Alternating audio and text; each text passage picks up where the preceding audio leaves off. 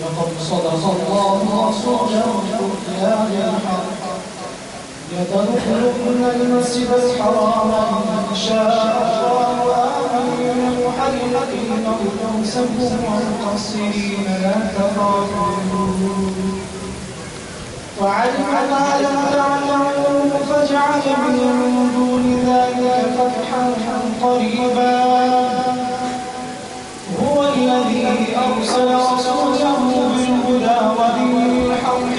ليظهره على الدين كله وكفى بالله شهيدا محمد رسول الله والذين معه أشداء على الكفار رحماء بينهم تراهم ركعا سجدا يبتغون فضلا من الله ورضوانا سيماهم في وجوههم من أثر السجود ذلك مثلهم في التوراة ومثلهم في الإنجيل كزرع أخرج شطأه فآزره فاستوى على سوقه يعجب الزراع ليغيظ بهم الكفار وعد الله الذين آمنوا وعملوا الصالحات منهم مغفرة وأجرا عظيما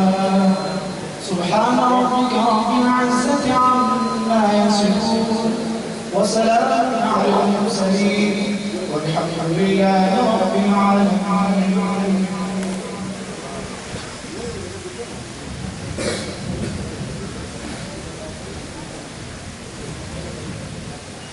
بسم الله الرحمن الرحيم.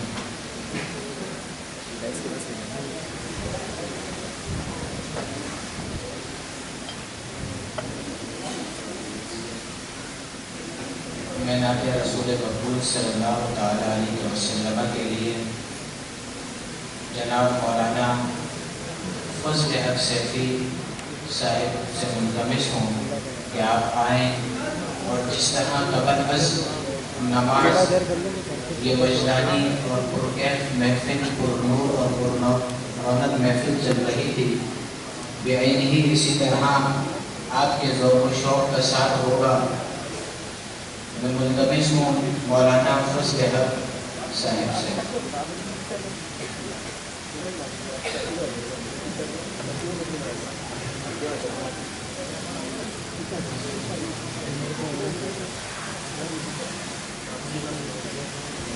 أعوذ بالله من الشيطان الرجيم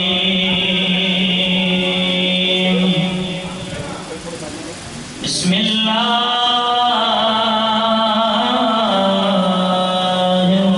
الرحمن الرحيم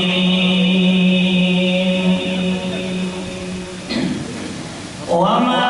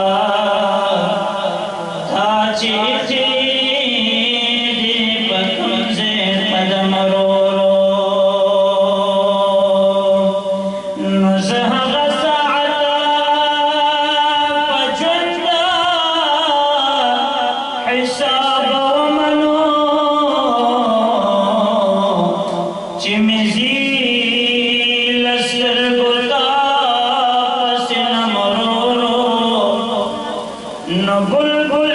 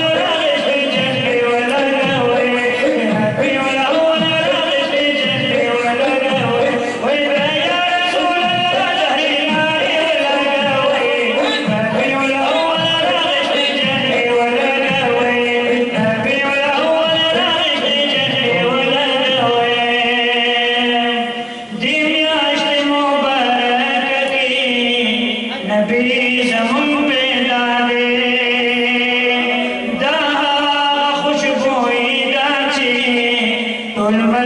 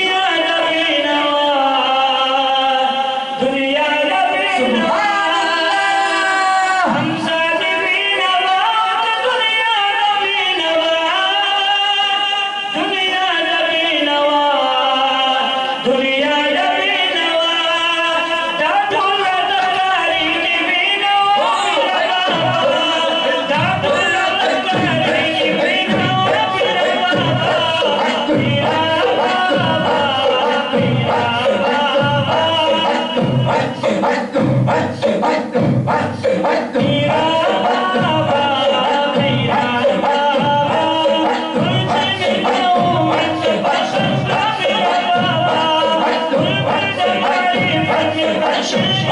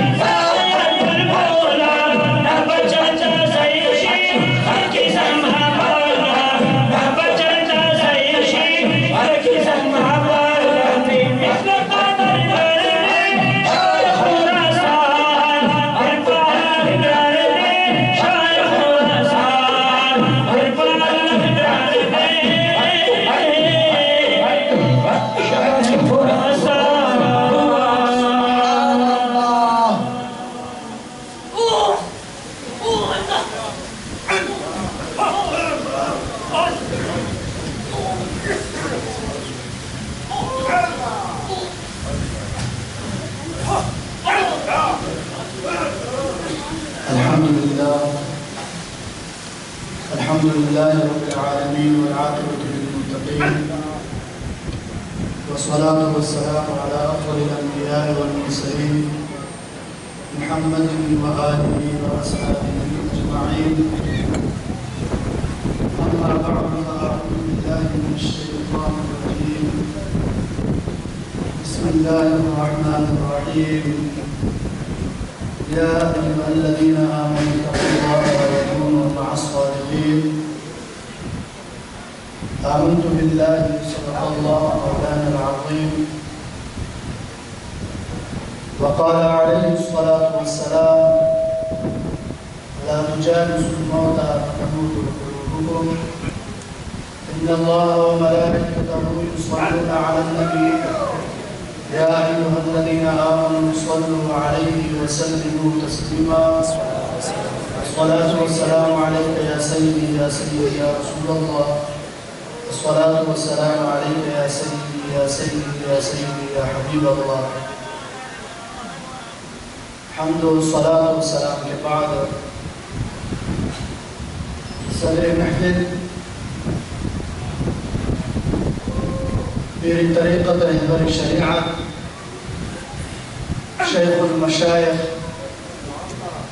ولی کامل حضرت علامہ مولانا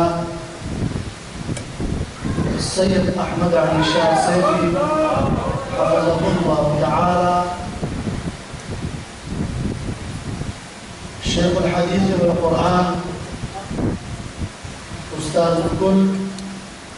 جامع المعقول والمنقول، حضرت علامہ مولانا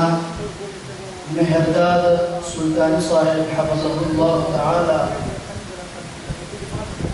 شيخ الحديث والقرآن حضرت علامہ مولانا مفتی محمد صدیق چلوکی صاحب، شیخ الحدیث والقرآن حضرت علامہ مولانا مفتی سید محمد منور شاہ صاحب، حفظه الله تعالى، مولانا مفتی محمد رفیع الرحمن نورانی،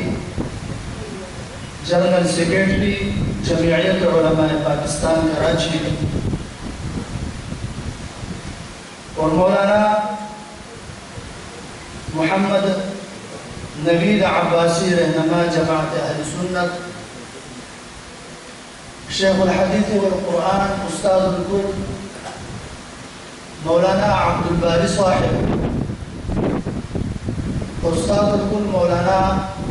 محمد عبد الصمد صاحب، دیگر مشائخ کرام، علماء کرام، الحمدللہ آج یہ مبارک محفل جس کی نسبت عرس مجددین سیدنا امام ربانی مجدد الفسانی شیخ احمد فاروقی سرہندی نور اللہ مرقدہ، اور جس کی نسبت شیخ المشائخ حضرت سیدنا و مرشدنا حضرت داتا صاحب نور اللہ مرقدہ، ولی کامل عاشق رسول حضرت علامہ مولانا شاہ احمد رضا خان نور اللہ مرقدہ، ولی کامل سراج السالکین حضرت سیدنا و مرشدنا حضرت سراج الحق صاحب نور اللہ مرقدہ، اور شاہ صاحب مبارک کے والدین کریمین، یہ آج یہ مبارک محفل مبارکہ ان سب تمام کاملین اولیاء کرام رضوان اللہ تعالی علیہم اجمعین کے ساتھ اس کی نسبت ہے، اور الحمدللہ امام ربانی مجدد الفسانی شیخ احمد فاروقی السرہندی اور اعلیٰ حضرت شاہ احمد رضا خان نور اللہ مرقدہ کا یہ عرس مبارکہ 27 سالہ منایا جا رہا ہے۔ اس سے پہلے یہ مبارک عرس ہمارے فرنٹیر کالونی غوثیہ مسجد شہید قبرستان میں منایا جاتا تھا۔ وہ مقام اور وہ جگہ کہ جہاں پر چاروں طرف وہ حضرات اور وہ لوگ رہتے ہیں جو کہ دین اور اسلام کے دشمن ہیں، مذہب کے دشمن ہیں، لیکن الحمدللہ ثم الحمدللہ حضرت شاہ صاحب علیہ الرحمہ کی جدوجہد سے اور آپ کی فیضات اور برکات سے اس مقام پر بھی اور اس جگہ پر بھی کہ جہاں پر یا رسول اللہ صلی اللہ علیہ وآلہ وسلم نام لینا یہ بھی گوارا نہیں کیا جاتا ہے، الحمدللہ اس مقام پر شاہ صاحب مبارک یہ عرس منایا کرتے تھے۔ یہ ایک نسبت ہے، ایک تعلق ہے کاملین اولیاء کرام رضوان اللہ تعالی علیہم اجمعین کے ساتھ ہماری۔ یہ ان کاملین اولیاء کرام رضوان اللہ تعالی علیہم اجمعین کی ہی برکتیں ہیں کہ آج اللہ رب العزت نے ہم پر یہ فضل فرمایا، ہم پر یہ کرم فرمایا کہ ایسے کاملین اولیاء کرام رضوان اللہ تعالی علیہم اجمعین کے ساتھ ہماری نسبت اور ہماری تعلق۔ سیدنا امام ربانی مجدد الفسانی شیخ احمد فاروقی السرہندی رضی اللہ تعالی عنہ مبارک مکتوبات شریف مکتوب نمبر 87 میں صحبت کاملین اولیاء کرام رضوان اللہ تعالی علیہم اجمعین کے بارے میں مبارک ایک مکتوب لکھتے ہیں، اور پھر اس مکتوب کے بعد اس کی جو شروحات ہے خصوصاً البینات میں یا ایھا الذین آمنوا اتقوا اللہ وکونوا مع الصادقین، اس آیت مبارکہ میں حضرت خواجہ باقی باللہ رحمۃ اللہ تعالی علیہ ارشاد فرماتے ہیں کہ وکونوا مع الصادقین میں معیت بدنی نہیں مراد ہے، بلکہ مراد اس سے معیت قلبی ہے۔ معیت صحبت نسبت دو قسم کی ہے، ایک جسمانی ہے بدنی جسے کہتے ہیں، اور ایک معیت روحانی جسے قلبی کہتے ہیں۔ تو خواجہ باقی باللہ رحمۃ اللہ تعالی علیہ ارشاد فرماتے ہیں کہ مراد آیت مبارکہ میں وَكُونُوا مَعَ الصَّادِقِينَ میں سے مراد یہاں پر معیت قلبی مراد ہے، معیت روحانی مراد ہے کہ اللہ رب العزت کے کاملین اولیاء کرام رضوان اللہ تعالی علیہم اجمعین کے ساتھ جو نسبت اختیار کر لے اور معیت قلبی اختیار کر لے،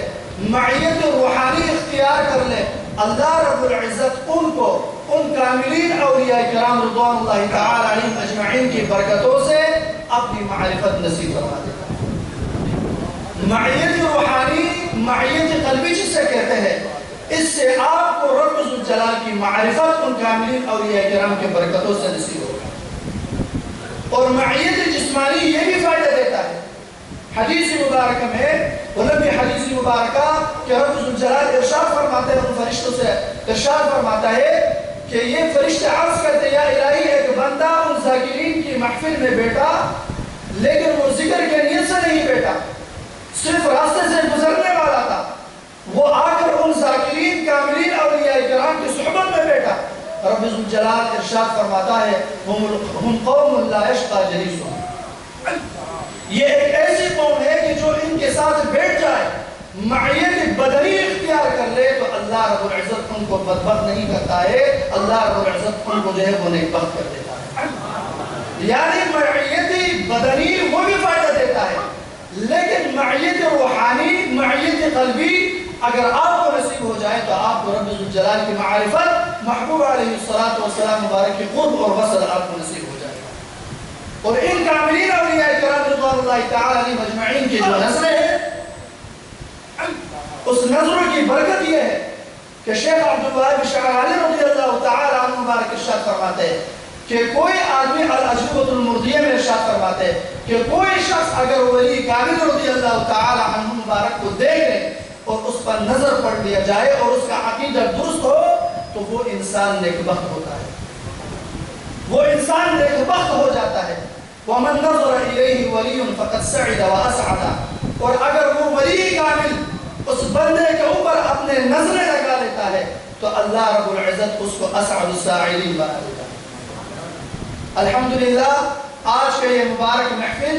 اور اس کی نسبت ان کاملین اولیاء کرام رضوان اللہ تعالی علیہم اجمعین کے ساتھ ہے۔ اللہ جل وعلا شانہ ان کاملین اولیاء کرام رضوان اللہ تعالی علیہم اجمعین کے ساتھ ہم سب کی نسبت قائم اور دائم رکھے، اور حضرت مبارک صاحب نور اللہ مرقدہ کے ساتھ جو ہماری تعلق ہے، جو ہماری نسبت ہے، اللہ رب العزت اس تعلق اور اس نسبت کو روز قیامت تک کا قائم اور دائم رکھے، اور اللہ رب العزت اسی پر ہم سب کو جو ہے وہ موت نصیب فرمائے ایمان کی سلامتی کے ساتھ۔ میں اب اس مبارک محفل میں، اس مبارک مجلس میں مولانا مفتی محمد رفیع الرحمن نورانی صاحب، جنرل سیکریٹری جمعیت علماء پاکستان کراچی سے آپ کی تعلق ہے، فرنٹیئر کالونی میں آپ کا ادارہ بھی ہے، آپ کا مسجد بھی ہے، وہاں پر بھی چاروں طرف یہ بدعقیدہ لوگ رہتے ہیں، لیکن الحمدللہ آپ کافی زیادہ محنت کرتے ہیں، کوشش کرتے ہیں۔ اللہ رب العزت آپ کو مزید قوت عطا فرمائے، ہمت عطا فرمائے، استقامت ہم سب کے ساتھ نصیب فرمائے۔ آپ سے گزارش ہے کہ آپ تشریف لے کر آئے اور اپنے نورانی بیانات سے ہمارے دلوں کو منور فرمائے۔ نعرہ تکبیر، نعرہ رسالت، نعرہ غوثیہ، فیضان سیفیہ، فیضان سیفیہ۔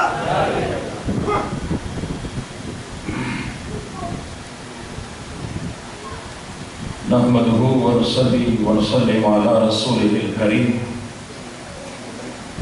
اما بعد فاعوذ بالله من الشيطان الرجيم، بسم الله الرحمن الرحيم۔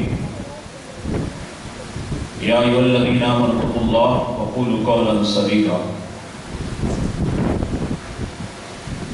ان الله وملائكته يصلون على النبي يا أيها الذين آمنوا صلوا عليه وسلموا تسليما اللهم صل على سيدنا ومولانا محمد وعلى آل سيدنا وأصحاب سيدنا مولانا محمد وبارك وسلم وصل عليه صلاة وسلام عليك يا سيدي يا رسول الله. حمد و ثنا کے بعد محترم المقام حضرت قبلہ پیر طریقت رہبر شریعت شیخ الحدیث و تفسیر حضرت علامہ مولانا سید احمد علی شاہ صاحب سیفی دعوت برکات ملا علیہ اور اس بزم کے اندر دیگر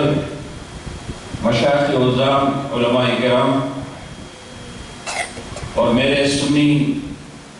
بزرگ و بھائیو السلام علیکم ورحمۃ اللہ وبرکاتہ۔ آج کی یہ عظیم الشان محفل عرس مجدد دین قبلہ شاہ صاحب کے حکم پر حاضر ہوا اور یقیناً یہ ہمارے لیے بڑی سعادت کی بات ہے کہ اللہ تبارک و تعالی ہمیں ان بزرگوں سے فیض ہونے کی توفیق عطا فرما رہا ہے۔ قبلہ سید احمد علی شاہ صاحب سے میرے 20 سال کے قریب روابط قائم ہیں اور جو باتیں آپ کے صاحبزادہ سید عبدالحق شاہ صاحب نے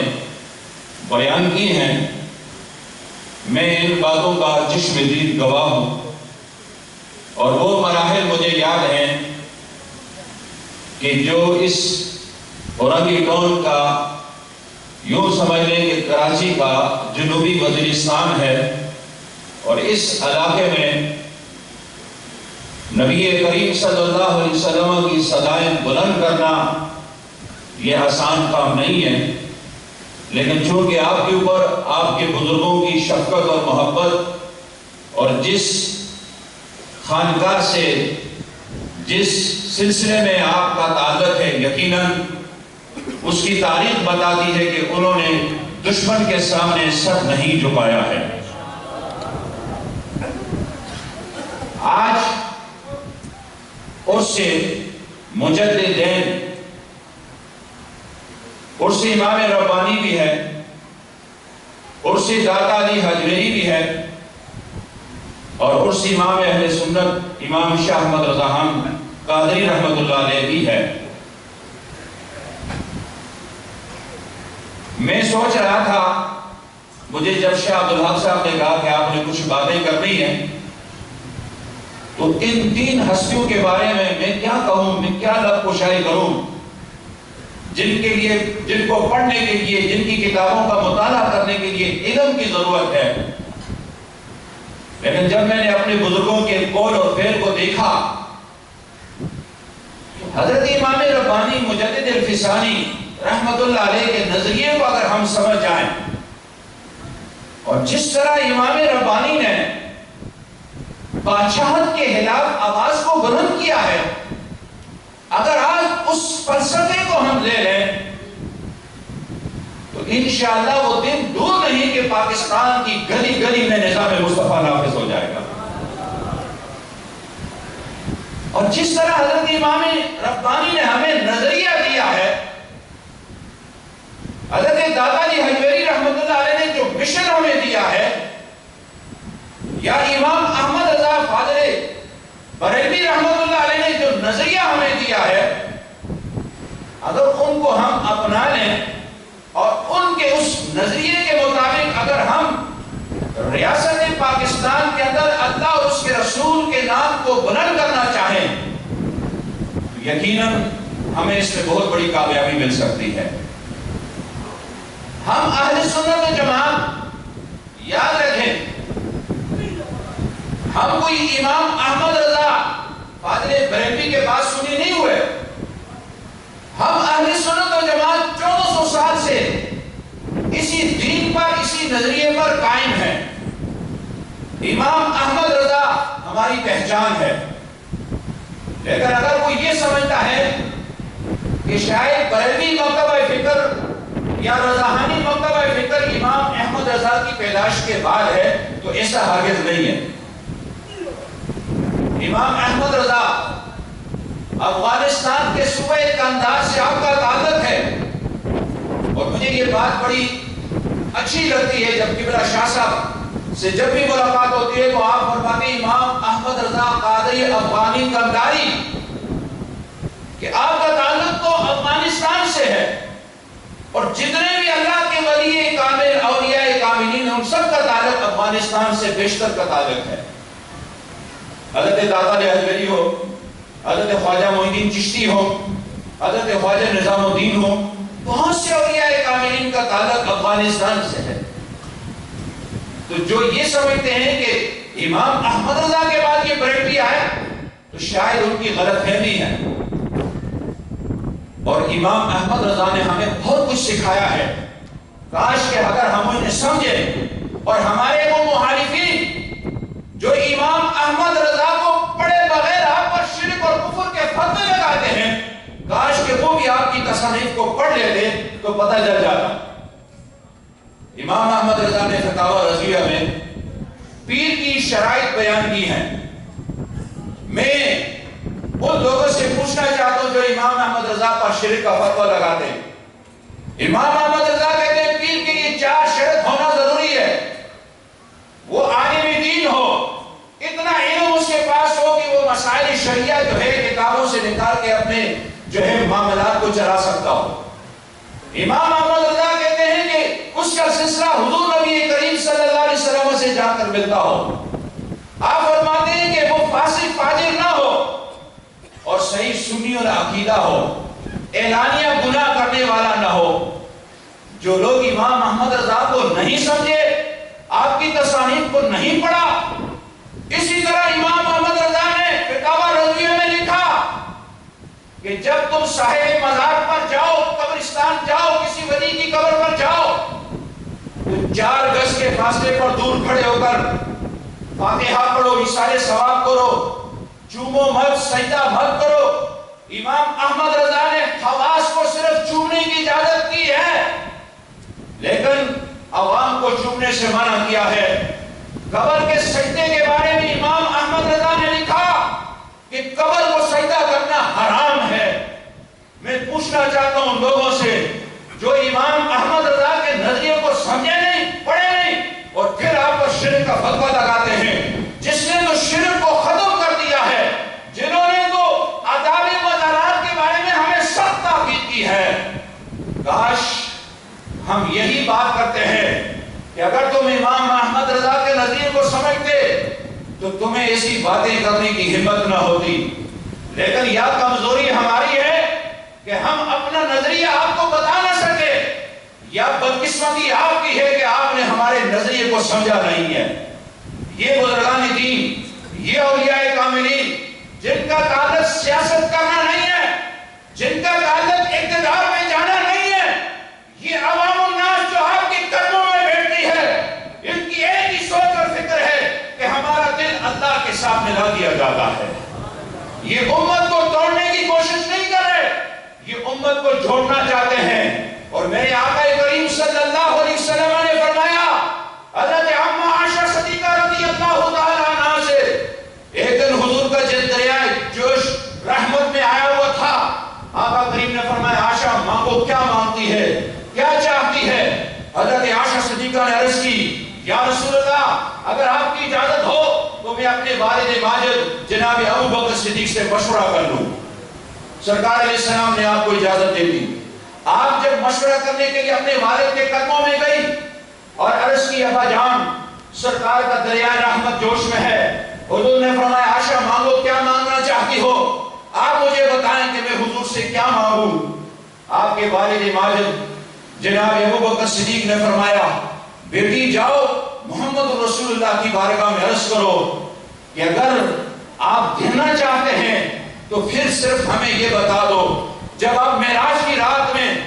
اللہ کے قریب تھے اور اللہ نے آپ سے کچھ راز اور نیاز کی باتیں کی تھی، ان باتوں میں سے ایک بات ہمیں بتا دو۔ حضرت عائشہ صدیقہ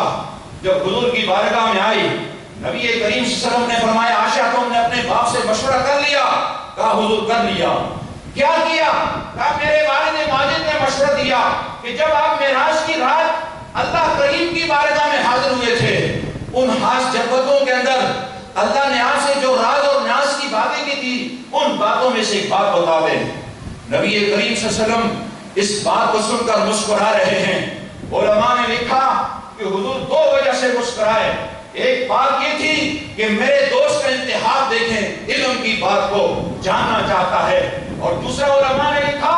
کہ حضور اس لیے مسکرائے کہ حضور علیہ السلام سے جو اللہ نے راز کی باتیں کی تھی، اگر حضور وہ راز کی بات عائشہ صدیقہ کو بتاتے تو پھر وہ راز نہیں دیتا، لیکن حضور نے چونکہ وعدہ کر لیا تھا، سرکار نے فرمایا عائشہ آپ نے یہ جانا کہ اللہ نے مجھ سے جو راز کی باتیں کی ان میں ایک بات یہ ہے کہ اللہ نے فرمایا میرے مصطفیٰ آپ کی امت کے وہ لوگ بے حساب جنت میں داخل ہوں گے جو دو مسلمانوں کے دلوں کو آپس میں جوڑتے ہوں گے۔ حضرت عائشہ صدیقہ نے واپس جا کر اپنے والد ماجد حضرت ابوبکر صدیق کو بتایا کہ حضور نے فرمایا کہ وہ لوگ بے حساب جنت میں جائیں گے جو آپ کی امت کے دلوں کو جوڑتے ہیں۔ جناب ابوبکر صدیق نے جب اس بات کو سنا تو آپ رونے لگ گئے، آپ کی آنکھوں سے آنسو جاری ہو گئے۔ حضرت عائشہ صدیقہ نے پوچھا والد گرامی کیا وجہ ہے آپ اس بات پر رو رہے ہیں، آپ کو تو خوش ہونا چاہیے۔ آپ نے فرمایا بیٹی تصویر کا دوسرا رخ بھی دیکھو، جو لوگ بے حساب جنت میں داخل ہوں گے لوگوں کے دلوں کو جوڑنے کی وجہ سے، لیکن پھر جہنم میں وہ لوگ جائیں گے جو لوگوں کے دلوں کو توڑنے کی کوشش کریں گے۔ مجھے اس دن پر رونا آتا ہے کہ جو لوگ امت کو توڑنا چاہتے ہیں۔ آج اگر ہم اپنے مرکز کو سمجھ جائیں،